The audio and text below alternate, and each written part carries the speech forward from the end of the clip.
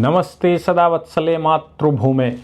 देखिए, एसआईआर जो हो रहा है वो भारत में निर्णायक है, क्योंकि एसआईआर को जिन लोगों ने भी बहुत हल्के में लिया है, चाहे वो किसी भी जाति पंथ संप्रदाय के हो, चाहे किसी को भी ये लगता हो कि वोट नहीं पड़ेगा तो क्या होगा, मैं अपना वोट नहीं डालूंगा या मेरा वोट कट गया है तो मैं क्या करूं।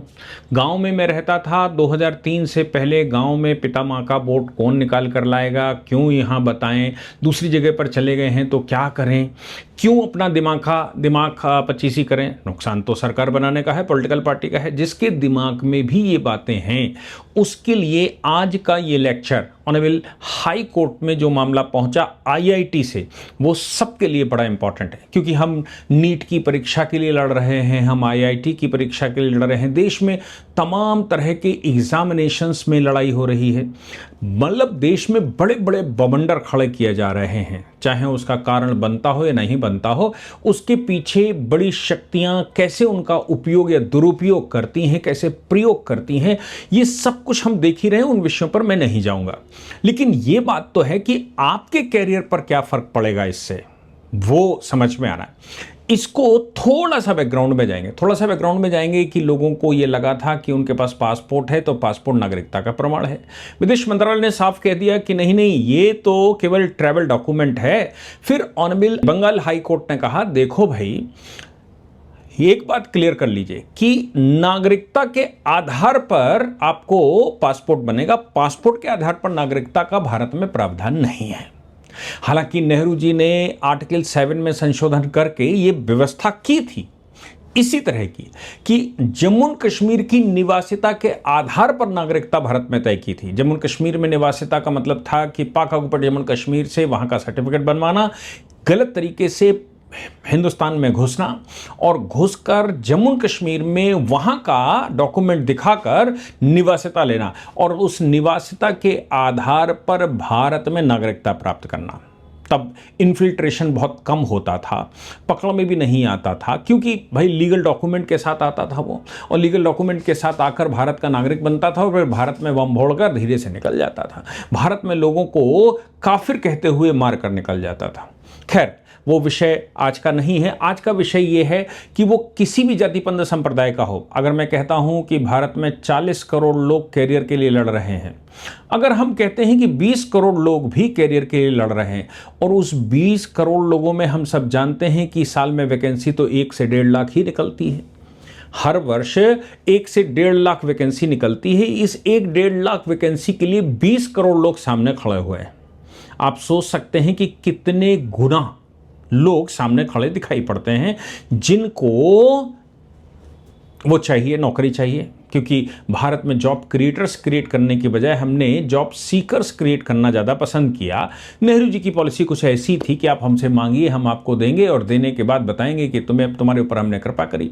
गरीबी हटाओ का नारा देकर केवल लोगों को वो देंगे, खैर मतलब भिक्षा देंगे, और आप खाइए पीजिए और हमें वोट दीजिए। लेकिन अभी लोग नौकरी की तरफ हैं, और नौकरी का अब नया पैमाना जो तय हुआ है, मैंने आपको उस दिन बताया था कि अब देखिए, एसआईआर जब कर दिया गया तो एसआईआर के बाद जब कोर्ट के सामने सुप्रीम कोर्ट में मैटर आया तो सुप्रीम कोर्ट ने कहा एसआईआर का डाटा होम मिनिस्ट्री को ट्रांसफर करिए। होम मिनिस्ट्री को ट्रांसफर करने का मतलब है होम मिनिस्ट्री नागरिकता तय करेगी। अब सवाल यह पैदा होता है कि नागरिकता कैसे बने, नागरिकता का आधार क्या हो। नागरिकता के आधार के रूप में दिमाग में यह बात रखनी चाहिए कि भारत में कोई अभी तक तो ग्रीन कार्ड या नागरिकता का कार्ड बनता नहीं, लेकिन हां, एसआईआर एक प्रक्रिया के तहत उसको कर रहा है, क्योंकि इससे पहले पिछले 12 साल में केंद्र सरकार ने आपका सिर्फ डेटा इकट्ठा किया था। वो डेटा जनधन योजना के नाम से करा हो, या फिर आपका आधार बनाकर किया हो, या फिर आपका राशन कार्ड बनाकर, आपका ड्राइविंग लाइसेंस बनाकर, आपका पैन कार्ड बनाकर, कोई भी साधन हो सकता है। आपका डेटा केंद्र सरकार के पास अब पहुंच चुका है। आपकी रेटिना, फेस रीडिंग, ये भी सब पहुंच चुका है, और सरकारी लाभ लेने वालों का तो 100% पहुंच चुका है सरकार के पास डेटा। अब ऐसी परिस्थिति में इनको कैसे छांटा भी ना जाए, क्योंकि अगर आप डेटा क्रॉस चेक करना शुरू करेंगे तो लोग डेटा बनवाएंगे ही नहीं, लोग अपना पहचान पत्र ही नहीं बनवाएंगे। लोग पहचान पत्र अगर नहीं बनवाएंगे तो फिर आप उनको पकड़ेंगे कैसे। इसलिए और हमारे यहाँ नागरिकता का प्रमाण पत्र तो है ही नहीं, क्योंकि नेहरू जी ने वो व्यवस्था ही नहीं रखी, क्योंकि पाकिस्तान का विभाजन हुआ था। विभाजन के बाद भी उनको वापस आना था और लोग वापस आ रहे थे, देश को अपनी पंचायत समझ के रह रहे। पाकिस्तान भी ले लिया, बांग्लादेश भी ले लिया, और फिर हिंदुस्तान में भी रहेंगे और फिर हिंदुस्तान में वापस भी आएंगे। उद्देश्य सिर्फ एक कि हिंदुस्तान को दारुल इस्लाम बनाना है। अभी कोई भी डॉक्यूमेंट देखिए, जितने आपके पास डॉक्यूमेंट थे, जितने ABCD, EFG जितने भी थे, आप कहते हैं मेरे पास पेन था, मैंने आपको उस दिन बताया था कि 20 डॉक्यूमेंट ऑनरेबल हाई कोर्ट में लगाए एक सज्जन ने, 20 डॉक्यूमेंट असम में, और उसके बावजूद असम हाई कोर्ट ने कहा कि इनमें एक भी डॉक्यूमेंट ऐसा नहीं है जो तुम्हारी नागरिकता प्रूफ करता हो। उन्होंने बताया कि उनके 1905 की वोटर लिस्ट में, 1950 की वोटर लिस्ट में उनके दादा दादी का नाम है, और फिर अभी भी है और तभी भी है, ये सब बातें उन्होंने करी।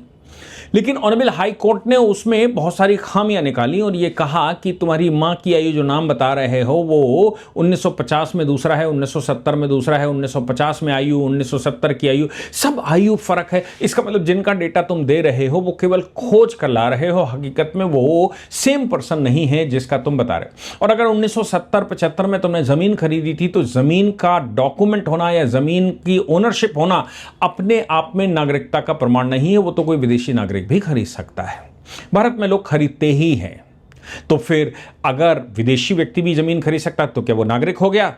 ये सारी बातें अभी मैं आपको लगातार अपडेट करता रहूं। वो प्लेलिस्ट पर जाएंगे तो आपको वो एक एक चीज मिलेगी जो नागरिकता को लेकर, चूंकि भारत में नागरिकता ही इस समय सबसे बड़ा प्रश्न है, घुसपैठियों को बाहर निकालना सबसे बड़ा उद्देश्य है, और यह सरकार एक भी घुसपैठिए को भारत में देखना नहीं चाहती। घुसपैठिए के अलावा जो भारत में जिन लोगों ने जन्म लिया, घुसपैठियों की संतानें हैं, उनको भी देखना नहीं चाहती। खास तौर से 2003 के बाद अगर मां और पिता में से एक भी विदेशी है तो भारत में उसको स्थान नहीं मिलेगा। 2003 से पहले दोनों में से एक विदेशी था तो भी स्थान पा जाता था, और उससे पहले भी वो केवल भारत में जन्म लेता था तो स्थान पा जाता था। लेकिन SIR की प्रक्रिया और अब नागरिकता निवासिता की प्रक्रिया रिट्रोस्पेक्टिव काम कर रही है। वो सन 50 से खोजना शुरू कर रही है आप कौन है। हमारे लोगों की, हमारे देश में एक बड़ी आदत है, लोग कहते हैं कि लैंड ऑफ अपॉर्चुनिटी तो है, लेकिन भारत में काहिलता बहुत है। करे तो सरकार करे, कमा कर सरकार दे, कमा कर आप दीजिए, खाएंगे हम इस देश के राजा हैं, हमें खाने कमाने को दीजिए। हम सरकार बनाने के लिए वोट नहीं डालेंगे, वोट डालने के लिए आगे नहीं बढ़ेंगे। हम तो उस समय तीर्थ यात्रा करने चले जाएंगे जिस दिन वोट होगा, क्योंकि एक दिन की छुट्टी मिलती है। हमारे एक अकेले वोट से, ऐसा लोग कहते हैं, हमारे अकेले वोट से क्या होता है? ठीक है, आपके वोट से कुछ नहीं होता है। आप माइग्रेट कर गए थे, करोड़ों लोग इधर से उधर माइग्रेट किए, उनके डॉक्यूमेंट नहीं बने होंगे, उनके SIR भी क्वालिफाई नहीं हुआ होगा, ठीक बात मान ली आपकी। लेकिन IIT कानपुर में PhD के लिए एडमिशन लेने के लिए एक सज्जन बंगाल से पहुंचे, और उन्होंने IIT में परीक्षा क्वालिफाई कर ली, सब कुछ, जो कुछ भी उनको करना चाहिए वो सब कुछ उन्होंने क्वालिफाई कर लिया। अब शिक्षण संस्थानों का अपना एक नियम भी है। शिक्षण संस्थानों का नियम है कि भाई आप चूंकि IIT में एडमिशन ले रहे हैं, नीट में एडमिशन ले रहे हैं, तो भारतवर्ष के अंदर जब आप एडमिशन लेते हैं तो भारत सरकार बहुत बड़ी सब्सिडी देती है। उस सब्सिडी के आधार पर ये IIT चलते हैं। वो अलग बात है कि यहाँ पढ़ा, करोड़ों रुपया आपके ऊपर सरकार ने खर्च किया और फिर झोला उठाया और अमेरिका की तरफ चले गए, कमा कर उनको दिया काम, और साथ में गालियां और दी। भारत में अपॉर्चुनिटी नहीं है। भारत में, मैं तो बहुत सारे लोग जो विदेशों में काम करते हैं वो मुझे फ़ोन भी करते हैं, तो मैं उनसे पूछता हूं कि आप अपने देश में क्यों नहीं करते, तो मैं भारत में अपॉर्चुनिटी नहीं है, गंदा देश है, खराब देश है, पॉलिटिक्स ऐसी है। तो मैं उनसे पूछता हूं कि ये सब कुछ भारत में है तो आप का जन्म भारत में कैसे हो गया, भारत की एजुकेशन आपने कैसे ली थी, और भारत को सुधारेगा कौन? क्रीम अगर चली जाएगी, तुम्हें पढ़ा लिखा कर तैयार किया तुम्हारे माँ बाप ने, यानी कि भारत माता ने तुमको पढ़ा लिखा के तैयार किया, और तुम चले गए विदेश और कमाकर आप उस माँ को जो विदेश में है, कोई महिला, उसको खिला रहे हो, यानी कि आप अमेरिकन माता को खिला रहे हो और भारत माता को भूखों मार रहे हो। क्या शर्म की बात ये नहीं है? खैर, वो पढ़ लिख कर भले ही डॉक्टर यहाँ से चले जाते हों, इंजीनियर यहाँ से चले जाते हों, बड़े बड़े लोग भारत छोड़कर चले जाते हैं, क्योंकि वो सिर्फ अपॉर्चुनिटी देखते हुए जाते हैं। हालांकि उसका एक दूसरा पहलू भारत के लिए ये है कि विदेशों में जब वो जाते हैं तो वहाँ कुछ कमाते हैं, इससे फॉरेन करेंसी भारत में आती है, और भारत में फॉरेन करेंसी आती है तो हमारे बैलेंस ऑफ पेमेंट में कुछ ना कुछ तो आपका सहयोग मिलता ही है। वो अलग बात है कि आप यहां कमाते और एक्सपोर्ट करते तो 100% मिलता, लेकिन आप वहां कमाकर उनको कमा रहे हैं अपने माँ बाप के लिए। अगर हालांकि जनरली मैंने देखा है कि जो लोग विदेश चले जाते हैं वो 2-4-10 साल तक तो माँ बाप की उनको चिंता रहती है, उसके बाद वो वहां के कल्चर के अनुसार अब माँ बाप उनको ध्यान भी नहीं आते और उनके फ़ोन भी नहीं उठाते।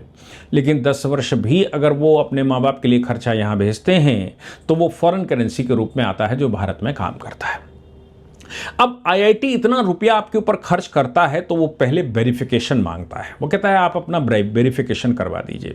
वेरिफिकेशन के लिए आईआईटी, नीट और ये सभी डिपार्टमेंट जितने भी हैं वो आपका डेटा जो आपने फॉर्म फिलअप किया हुआ है, जो आपने अपनी पहचान वहां पर लगाई हुई है, जो आपने अपना होम एड्रेस वहां पर लगाया हुआ है, जो आपने भारत की नागरिकता बताई हुई है, क्योंकि वहां पर भी भारतीय नागरिकों के लिए सब्सिडी है, सबके लिए सब्सिडी नहीं है।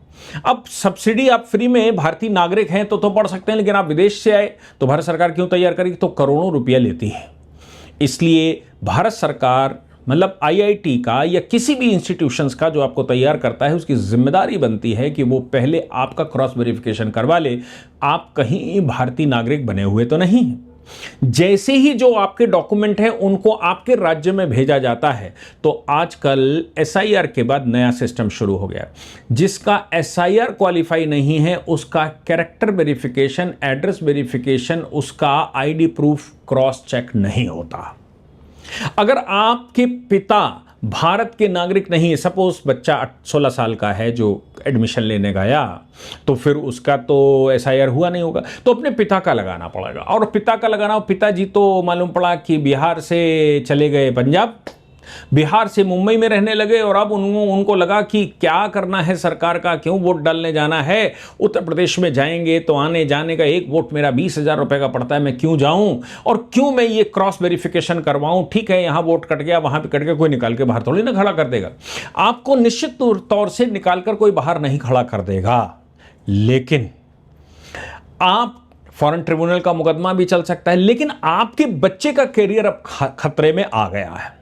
वोट छोड़ दीजिए, बीजेपी की सरकार बनेगी कि नहीं बनेगी, आप उनके प्रशंसक हैं कि नहीं हैं, एसआईआर करवा रहे हैं तो आपने करवाया क्यों नहीं, और क्रॉस वेरिफिकेशन उनको ही करवाना चाहिए था, सरकार को करना चाहिए। ये सब बातें आपके घर में धरी रह जाएंगी जिस दिन आपके बच्चे को एडमिशन देने से मना कर देगा। इंस्टीट्यूट ने एडमिशन, ये पीएचडी के लिए क्वालिफाई कर गए, इनका सब कुछ हो गया, फीस जमा करने से पहले इनका वेरिफिकेशन होने के लिए गया।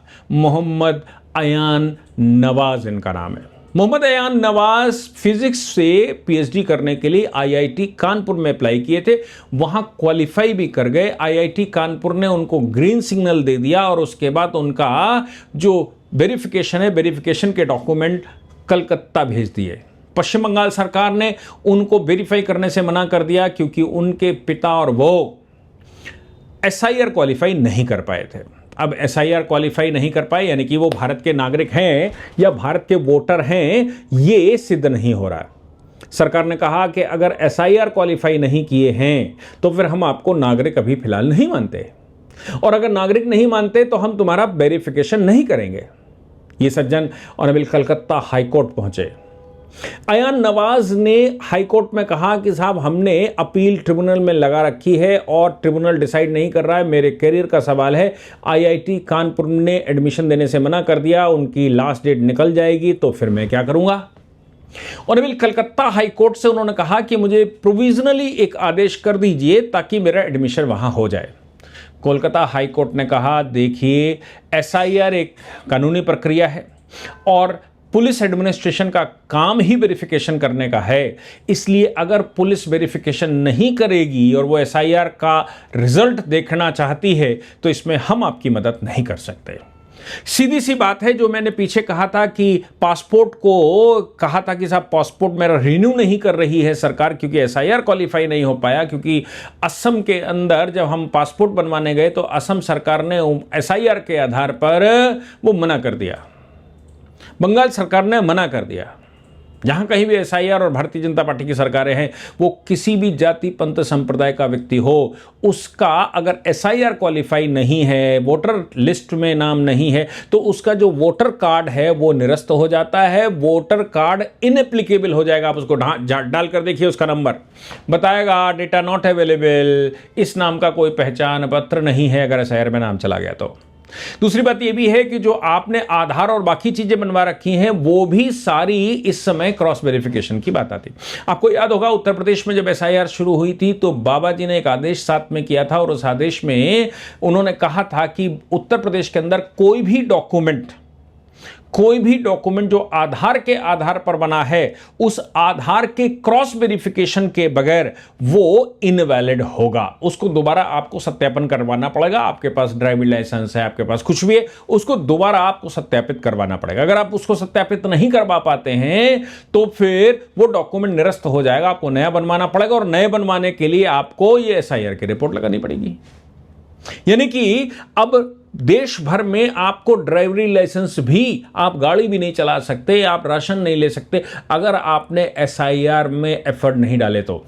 अगर आपने एसआईआर के दौरान नेग्लिजेंसी बरत दी और ये कहा कि नहीं साहब, हम तो इस देश में रहते हैं, कौन निकालने वाला है, हमारी संख्या है, हमारे पास बल है, हमारे नेता है, हमारा प्रतिनिधित्व है, हमको कैसे निकाला जा सकता है, तो भले ही आपको निकाला ना जाए, लेकिन इस देश के अंदर आपको अपॉर्चुनिटी नहीं मिलेगी, आपके बच्चों को अपॉर्चुनिटी नहीं मिलेगी।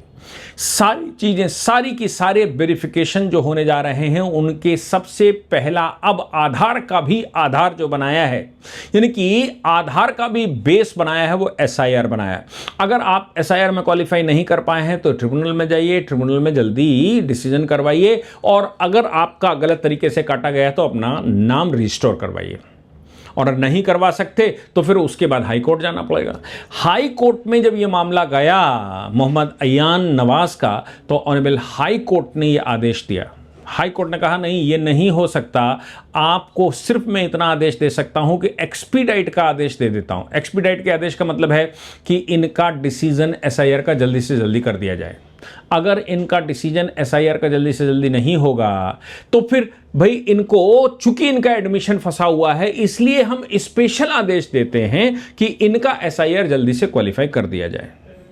इस पूरी प्रक्रिया के आधार पर आपको यह समझ आ चुका होगा कि भारत में अगर नेग्लिजेंसी बरती, भारत में अगर ये सोचा कि एसआईआर हम नहीं करवाएंगे, क्या करें, तो ये आप यकीन मानिए आपके बच्चों के भविष्य फंस चुके हैं।